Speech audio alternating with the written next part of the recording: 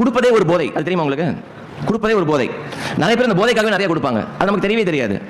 சேலத்தில் ஒரு கல்யாண மண்டபத்தில் பேச போயிருந்தேன், career counselling event. Full hall full ஆயிடுச்சு. மேடையில் எங்கெல்லாம் உட்காந்துருக்காங்க ஆளுங்க.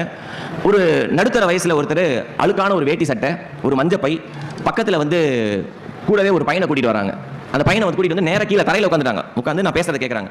நான் பேசும்போது அவங்க பயங்கரமாக தலையாட்டிட்டு நோட்ஸ்லாம் எடுத்துக்கிறாரு. பேச்சாளர்கள் யார் அதிகமாக பார்த்து பேசுவாங்கன்னா, நம்ம பேசுறதுக்கு யார் வந்து பயங்கரமாக தலையாட்டுறாங்க, எந்த ஒரு மொக்க ஜோக்கா இருந்தாலும் அப்படி சிரிக்கிறாங்கல்ல, அவ்வளோதான் அதிகமாக பார்ப்பாங்க.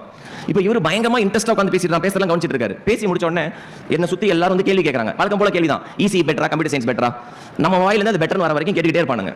இப்போ இவர் அவங்க பையனை கூட்டிட்டு அந்த ஓரத்தில் நிற்கிறாரு. என்கிட்ட ஏதோ கேட்கணும்னு வெயிட் பண்ணுறாரு. நான் என்ன பண்ணுறேன், பேசி முடிச்சுட்டு அடுத்த நிகழ்வுக்கு நான் போகும்போது அவர் வராரு. வரும்போது ஆர்கனைசர் ஒரு பையன் என்ன பண்ணா, ஹலோ வெயிட் சார், பயங்கர பிஸி சார், அடுத்த ப்ரோக்ராமுக்கு போகணும், நீங்கள் அப்புறம் பேசுங்க அப்படின்னாரு. நான் சொன்ன ஒரு நிமிஷம் அப்படின்னு. அவர் சார் 30 செகண்ட் தான் சார், ஒரே நிமிஷம் சார் அப்படின்ட்டு வந்தார் என்கிட்ட. வந்துட்டு சார் என் பேர் முருகன் சார், இது அப்படின்னு ஆரம்பிச்சார். அந்த பையனை காமிச்சு இதுன்னு ஆரம்பிச்சார் பாருங்க.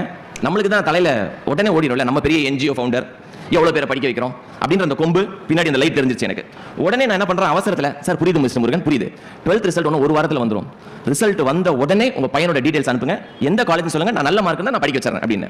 உடனே அவர் என்ன பண்ணாரு, சார் சார் சார் ஒரு நிமிஷம் சார், அதுக்காக உங்களுக்கு நான் கூப்பிடல சார், இது என் அக்கா பையன், என் அக்கா கேன்சரில் இறந்துட்டா, எனக்கு 2 பசங்க, எங்கள் அக்காவுக்கு ரெண்டு பசங்க, 4 பேரையும் நான் தான் சார் படிக்க வைக்கிறேன், நான் உங்ககிட்ட வந்து அதுக்காக கிடையாது சார்.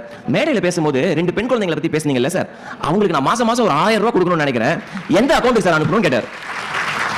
ஐயோ, அன்னைக்கு நீ மூஞ்சா பார்த்துருக்கணுமே, அப்படியே பலார்னு அரைகிற மாதிரியே இருந்தது எனக்கு.